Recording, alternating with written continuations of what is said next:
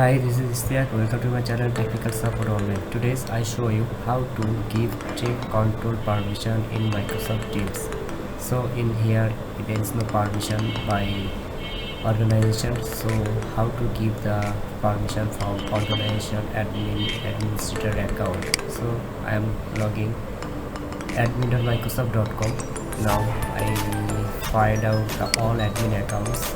Now I am going to the Teams admin accounts. So it's Teams admin at teams.microsoft.com. Now I find the meeting and dictate the meeting policies. So here is some default policies. So now I will create a new policies for the permission for the access control.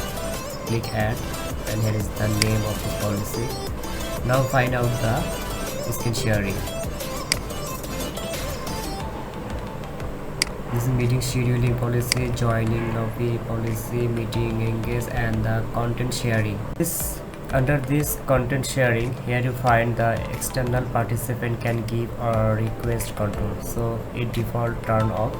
So you need to turn on and give the new name on this policy. So I'm typing screen sharing policy. Now click save, and after clicking save it will be activated.